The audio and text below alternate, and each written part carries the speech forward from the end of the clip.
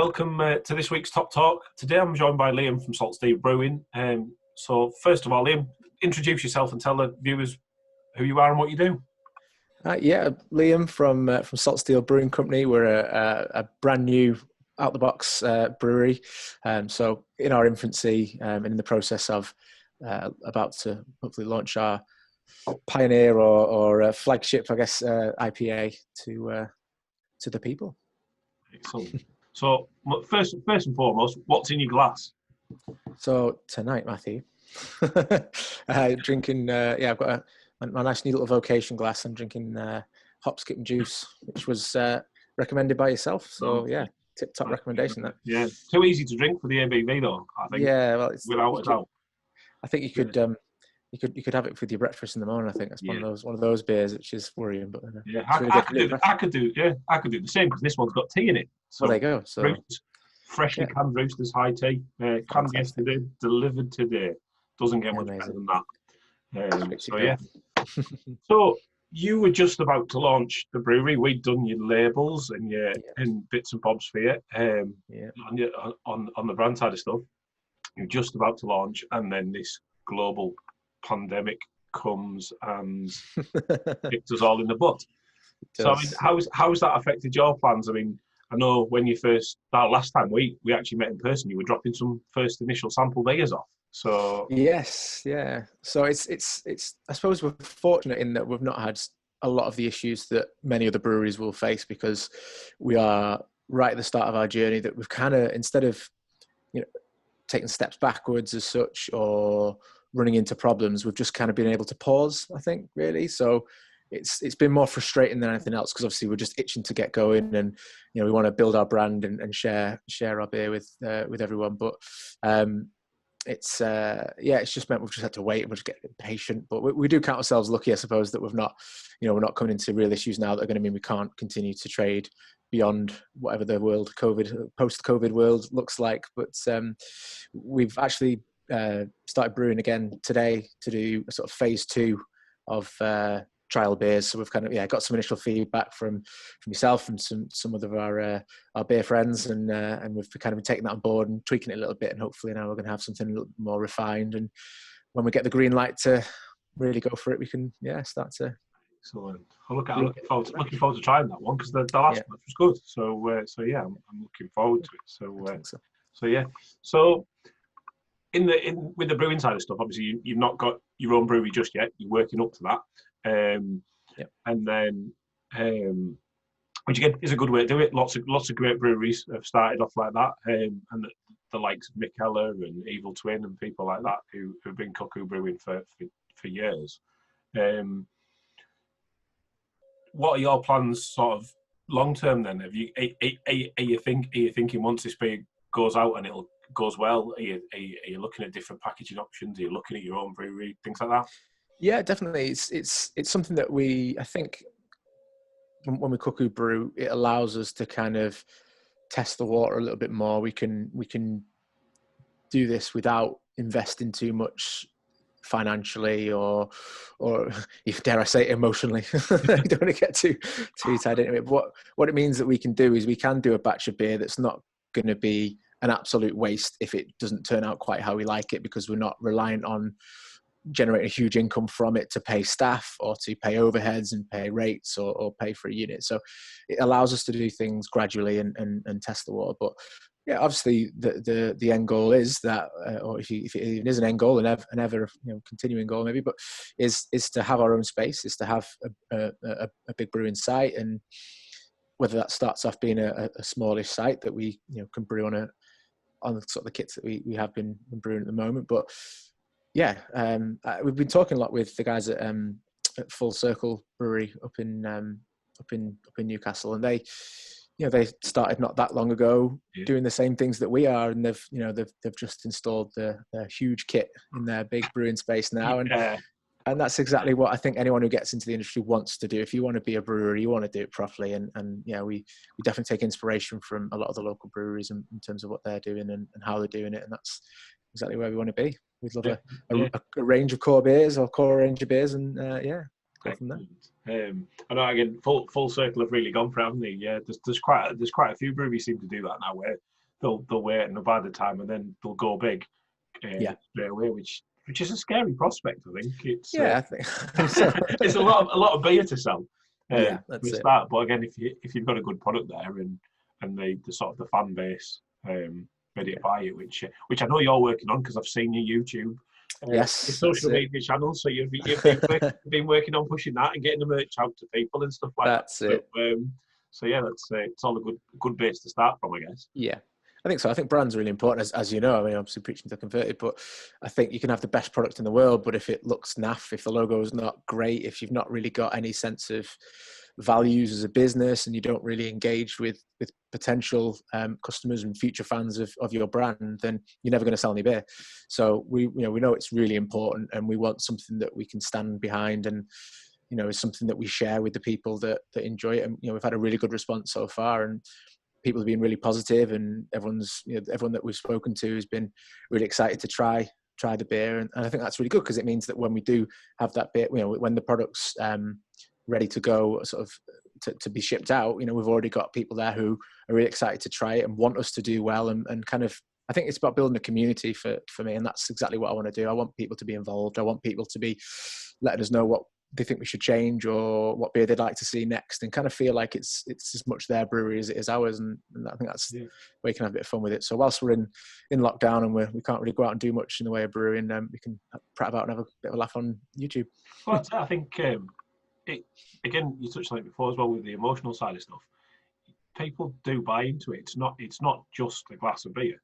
I mean, you look at the likes of Brewdog, who started off two blokes in a garage, doing small batch brews, selling them to people. Again, doing beers that people had never even dreamt of, taking a lot of inspiration from America, and then backing it up with some rather crazy marketing stunts and bit of PR and stuff. Again, whether some of it you agree with or you don't, it's always got them a lot of press, and people really emotionally involved in it, and people either seem to love it or hate it. There's no sitting on the fence. But again, I think you need both, though, don't you? I think you need to have people that adore your brand, and you need some people that really don't like it, because it means you're putting yourself out there and you're doing something maybe a bit different, or making people think, and not everyone's going to like everything. So if everyone seems to think your brand's okay, then it's probably not okay.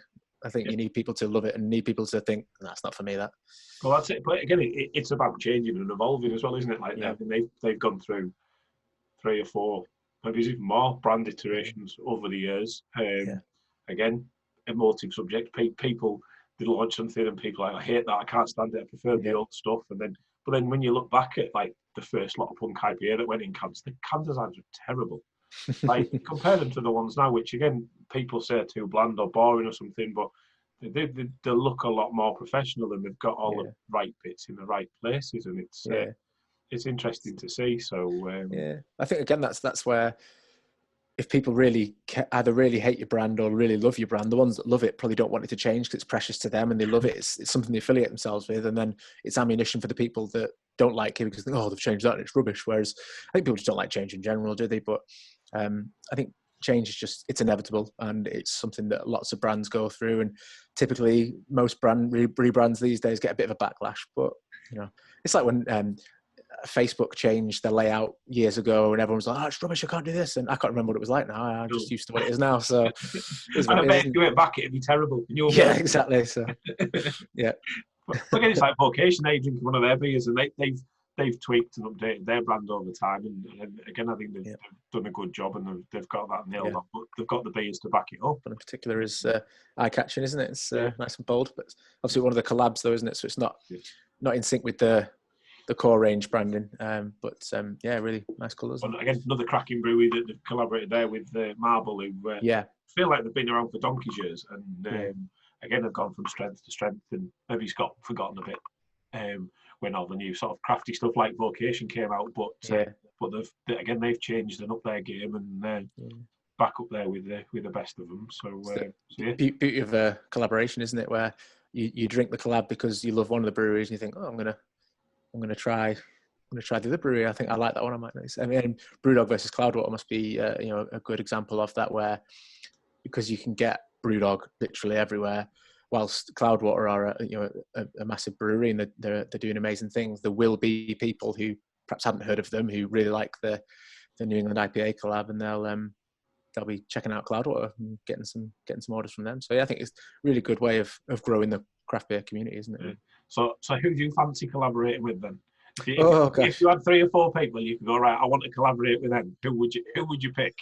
I think top of the list would be Brewdog, not for the market reach, but just because for me that's where it all started. Same for I think a lot of people switch over to craft beer or make that switch because they've discovered a punk IPA that someone's introduced them to way back when, and they may have outgrown Brewdog potentially in as far as they're concerned now, and they don't drink it anymore, or they absolutely love it still. But I think a lot of people owe their love of craft beer to Brewdog. So I think I would have to. For me, it's I'm always going to have that soft spot for Brewdog, despite the other breweries that I've gone on to try. So they would definitely be up there. I don't know about, so we'd do maybe someone a bit more local. So maybe someone like Full Circle or Wylam maybe would be really interesting. I've lost a couple of nights drinking Jake Hammer with Wylam, so definitely a couple of sore heads there. So that would be nice to do something like that. But yeah, I think in the Northeast we're really fortunate that across a range of different scales of brewing sites, we're very lucky with the breweries that we've got, sort of stretching from the tip of the Pennines up to the Scottish borders. There's tons of really exciting breweries. So any one of those, whether it be Vocation, Northern Monk, or someone like that, we're very, very fortunate, aren't we? So someone like that probably, keep it regional for now. Yeah, I had a really good Brewdog. Well, I say really good Brewdog collaboration. It was brilliant for what it was, but it's not my style of beer at all. The missus absolutely loved it. Oh, okay. It was with Turning Point from Knaresborough, who were in the old Roosters brewery. Right, okay. They did a mint chocolate chip pale with Brewdog a couple of years ago, and they've redone it. Chip Hazard, was it? That's the one. Yes, I've had that. And they redid it, and I hate mint chocolate chip. It's just passionate. I love mint, love chocolate, but the two should not be together. And it certainly shouldn't be anywhere near a beer. But I bought the missus a can of it the other week, and had a couple of sips of it, and blimey, it was good. It's clever. It's a clever beer, I think, isn't it? It's very clever, and it's pushing those boundaries of what beer is and what it should be, and various things like that. Yeah. But yeah, really interesting. Creative and collaborating and stuff. I was quite surprised by that, but they're doing some great beers at the minute at Turning Point, so been well impressed with them. But again, it's nice to see the new breweries coming through like that, and like yourselves, but they're seeing the more traditional breweries who've been around for years now up in their game and changing stuff. So the likes of Purity and some of our other customers like Quantock and that, who do really traditional beers normally, but they've started doing some more hop forward IPAs and Hell's lagers and things like that, and doing a really good job of it. Using all that skill and knowledge they've built up over the years to turn it into these new beers that the sort of the newer brewers have come, whether they come through Brew Lab or the various other sort of schools, or just really good home brewers, and it's great to see. It really is. I think the future's bright for that side of things.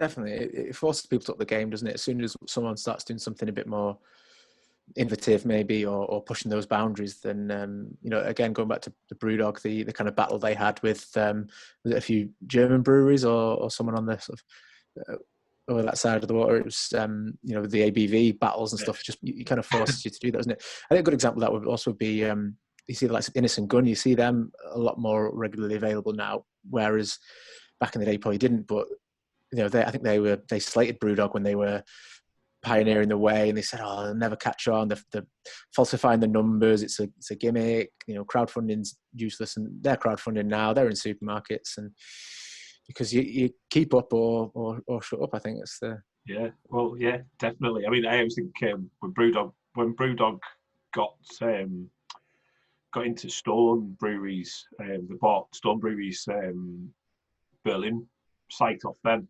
And I think that was a big moment for me, because Brewdog had always sort of idolised Stone. They were the ones they looked up to. They were the ones that they based a lot of their stuff on. They were good friends with and things like that. And then for them to then buy that brewery site, which looks amazing. I mean, I'm gutted I didn't get to go and see it when it was Stone, but I really do want to go and see it. Well, if you need a +1, I'm there. That sounds research good. Trip. yeah, exactly. Definitely. We can put it through the business, it'll be fine. Exactly. Yeah.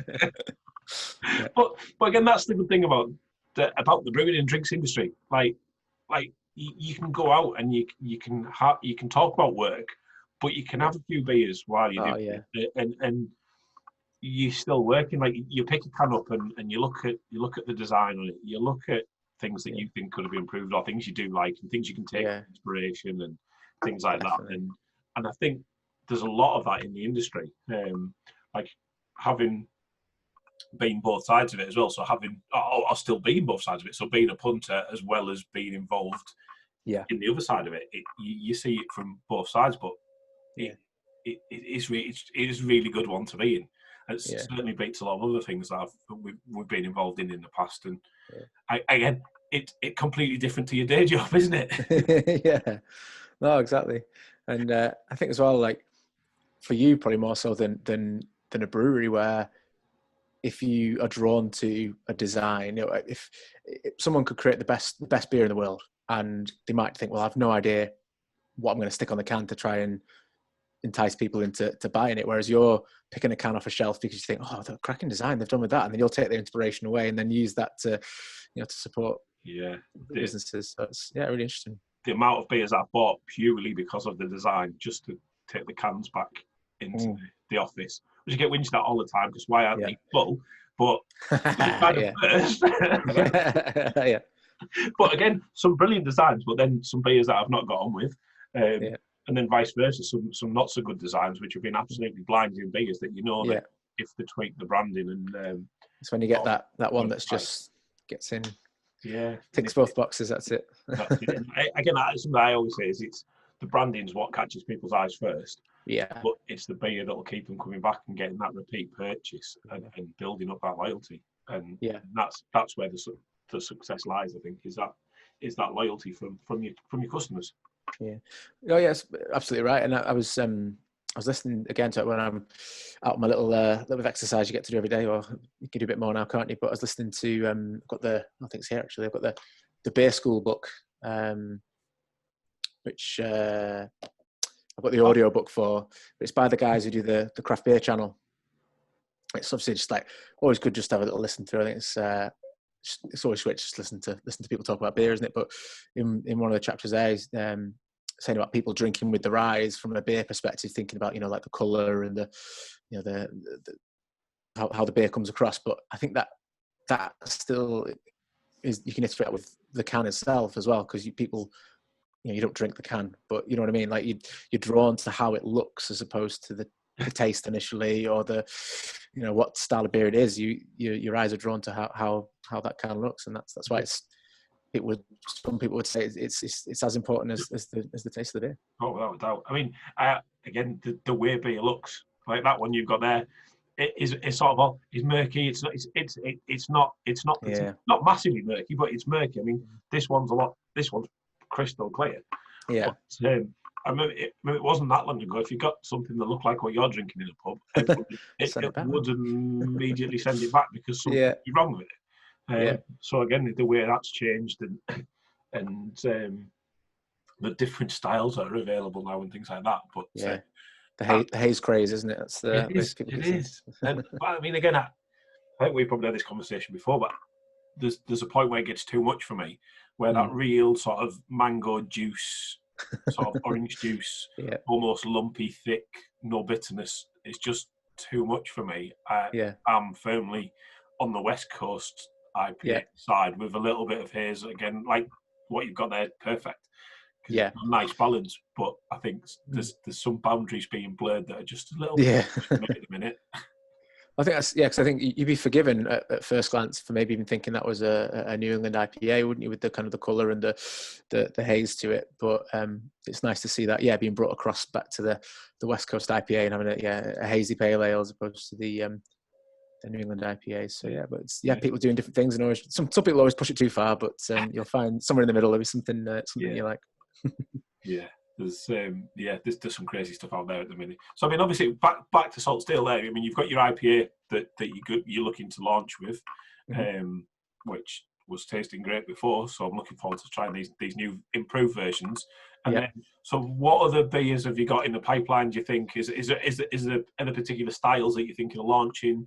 Are you going to keep it sort of quite straightforward, or are you going to go a little bit more bonkers, or are you going to keep that core and then start experimenting? I think the core is the most important thing to us at the moment. I think initially we don't have a goal to necessarily be the most innovative, groundbreaking brewery. You know, we're not looking to do the strongest or the most wackiest of flavors. We just want to help grow the craft beer community, whether it be locally here in Teesside or across the country. We want to fight the good fight and turn more people towards craft beer, because we are seeing that real surgence, aren't we, at the moment, of people joining the craft beer revolution, as it may be deemed. And you know, whilst there are lots of people drinking it now, it's still a really small market share in terms of beer sales. And I think you ask anyone who drinks craft beer, you'd love to see more people turn into it. So that's, for us, we want to have a good solid core range of good beers, you know, proper beer for proper people, as it were, and stuff that people are going to enjoy and get stuck into. So that's what we want to do initially. Yeah, I think again, locally we've got a couple of breweries, but we've not got loads. There's not as many as there once was, and until you start travelling a little bit further afield, and again, there's the likes of Flair over at Middlesbrough, who again are doing the sort of more hop forward stuff, and a few juicy beers there. But everybody else seems to be quite sort of traditional. And again, it's nice to see the likes of yourselves coming through. Again, putting some more of those hop forward IPAs, mainly because that's what I like to drink. So exactly, but that's right, and that's exactly what we want to do. I want to be drinking a beer that I like. I want to be making beers that I like. And then I hope that, you know, if I firmly believe it's a good beer, something that I really enjoy, then I know there'll be other people out there who'll enjoy it as well. I don't want to necessarily make a beer that is on trend that I don't particularly enjoy, because how will I really share that beer with anyone with any conviction and say this is great when I don't like it? So yeah, that's why I think we're certainly going to start with a more perhaps obvious sort of traditional. I don't have traditional with craft beer, but you know what I'm saying? Like it's a more, polite offering to start with. It's a bit like that. It's a bit like that gateway beer, isn't it? Like exactly. Punk is a great gateway beer for people. And there's loads of people out there who'll disagree with me for saying that, but that's what it is. It's a great solid IPA that you go anywhere and it's exactly the same as last time you had it, and it just introduces people into that bit of extra flavour, that bit of extra bitterness, that extra aroma that if they're drinking some of the big brands, they're not getting and they're not used to. Yeah. So again, if people can go into a local pub and drink a pint of local beer that does that, then we're a winner. Definitely. So it can only be a good thing, can't it? Yeah. So on the spot then, how long before we start to see Salt Steel beers on sale? Depends how precious I'm going to be about it. So we're fermenting at the moment, so it's going to be another couple of weeks. They've just gone in today to sit for a bit, and before we start dry hopping next week. So it'll take us a bit. I mean, I like to do some extensive product testing, and I'll make sure I'll get a couple of beers over to yourself as well for some tasting notes. So that's going to take 2 or 3 weeks before we've assessed where we're at, and I'm hoping that we're going to come out the other end with a beer that we're really happy with. Now, part of me, you know, I think there is that sense of pre-match nerves, isn't it? Before you launch, this is our first ever beer. This is what a lot of people are going to judge our entire brand on, because it's the only beer we have. It's not that we've got 10 and this is the 11th. You might like it, you might not. You know, this is the one. So yeah, if I drink it, think I just want to tweak it. You know, are we going to perhaps do another few smaller batches and really tweak it? Then potentially, but I'm hopeful that the changes we've made this time, you know, that we've just, you know, amended some of the quantities and things like that. So hopefully this is where we're going to be now. And then if that is the case, then it won't be too much longer from there that we do a bigger batch, and then that'll need to be canned. So I'm hopeful sort of maybe end of July, early August. I'm gonna hold you to that. I'm gonna push you. I'm gonna. You have to subscribe to the YouTube channel to find out. Already subscribed, but everybody else will put the address on the bottom. Yeah. So that they can log on and have a look, because there's always some good content there, and again, especially stuff like the 330 versus 440 ml debate, which could go on forever. Yeah. Well, the new one that came out of conversation today is cask versus keg, so that seems like another conversation to be had, another video to be had. But I'm quite happy on that. It depends on the beer for me. Yeah, fair enough. Some beers really suit it, but some I think you can't beat on cask. And somebody asked me what the first pint I was going to have in the pub post lockdown was going to be, and there was no other beer in my mind other than Timothy Taylor's Landlord on cask in a particular pub on the North Yorkshire Moors, because it is the best pint of cask beer you can get. And I will argue the fact with anybody, because when Timothy Taylor's is kept perfectly, it's brilliant. And again, it's not going to set the world on fire. It's not the most punchy beer, that sort of thing, but it is brilliant. It's consistent and reliable, and just what you fancy, isn't it? Yeah. So which one pint would you go for? Do you think? I knew you were going to ask that. I don't know. It's too many. I don't know if I would race back for a pint of Jakehead just to I've still not had the hair of the dog from that last night that ruined me. But I don't know whether I would have Old Faithful. I would have something I love. I think I might even be tempted just to go out and go to a brewery that I've been desperate to try and get in their tap room and sink a load and really throw myself back into it. I don't know. So it's going to be interesting, I think, going back to the pub and how it works. I know it's really tough for the guys out there at the minute, and even with the sort of reduced distancing measures and things that things are looking at putting in place for reopening the pubs, but it's going to take some doing, I think, to get the pubs back open. It's going to look different, I think, and I think a lot of these takeaway sort of, you know, keg in a jug type, or, you know, drafting a can, whatever it is, that's going to continue, I think, because there's going to be less capacity for everyone to all be in. So some people still want to duck in and get some takeaway beers and things like that. And I think this has forced a lot of businesses to evolve and change. And in the brewing industry, it's you know, a lot of breweries are bringing forward ideas they planned for next year or the year after, and we'll see what that looks like. But who knows? Yeah, and again, but giving breweries time to brew beer to get into the pub. Because at the minute everybody is. I know there was a sort of the period where everyone went through and they're selling what stock they had, because they worried they weren't going to get rid of it because the pubs closing, and I know an awful lot of beer went to waste, which it's heartbreaking. Thinking about, does it? No. Pause.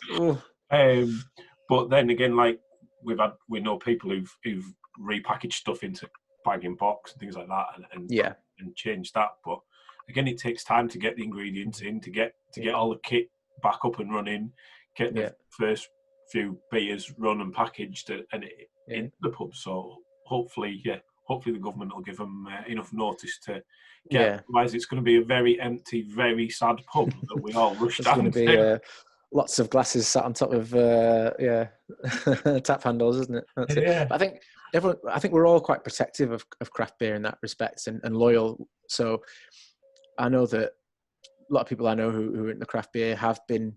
You know, yourself, you've been ordering from Roosters yesterday. Whilst you might sometimes pick some more up from a supermarket or do X, Y, and Z, more people have been going direct to the brewery and buying beer boxes online to, what have you got? I'll have it. Yeah, send it my way, because they want to make sure they're there when all this finishes, because, you know, some won't survive, unfortunately. It's awful to think about. Yeah, if my missus finds out how much beer I'm actually ordered, I'll be in big trouble. Yeah, we all will. We all will, yeah. I had a box of brew dogs, funnily enough, that arrived today, and said, "Have you got a pack?" My wife said, "Have you got? You expecting a parcel?" I was like, "Yes, got some brew dogs arrived." I saw the eye roll, scuttled away and put them in the garage. Some I can pass off as samples. Oh yeah, they've sent me this. It's a freebie, but she's started to get too wise to which brewery we deal with. So yeah, it doesn't always. I've not been in the brewery industry long enough to get too many free samples these days, so I have to. But then I hold my hands up. I must have been down to Rita's pantry in Redcar like 3 times in the last few weeks because he's had some really good cans in, and again, it's easy to go in there and get carried away. But it's nice to be able to support someone like that who's again had to change and adapt and is doing takeaway cans and ordering loads of weird and wonderful beers from places like Brew York and Fierce and various other ones. I mean that Brew York Hey You Guys that I did the week was unreal. It was so easy drinking for 10%. So much like to go back and get some more. but do it our bit for the industry. That's what exactly. So, and you wonder whether or not they'll continue to do stuff like that if some sort of normality resumes where pubs are relatively full and there's plenty of draft beer on. Are people going to take a few bottles home for the road from this if this takeaway service continues? It might open up another arm to a business and really help people. So I've always tried taking a doggy bag. I've always tried to buy takeaway cans when I'm in a pub. Like if I know there's stuff there that I want, it's like there's a particular pub in town that I'm not a massive fan of sitting in and drinking. It's more like a nightclub, which isn't this isn't my saying, but they quite often have some good beers and some a lot of the stuff from like Tiny Rebel they get in. So I quite happily go in there, buy the cans to take out, and some of the looks I've had off the bar stuff where it's like, can I have 4 cans of that, but can I have them all left closed? So I can take them home, please. It's easier to go do that than it is to order them online. So there you go. It works quite well. Anyway, it's been really good chatting about stuff. So now we're going to have a little bit of fun. Okay. And there's just a few questions that I want you to answer. And it's the Lemontop this or that. Okay. So I'll give you 2 things and you just have to answer which one you'd pick. Okay. So here we go. Tea or coffee? I mean, there's room in my life for both, but gun to my head, coffee. I couldn't function without coffee. But again, that's another craft beer, good coffee thing. It always seems to nice coffee porter or summer or winter?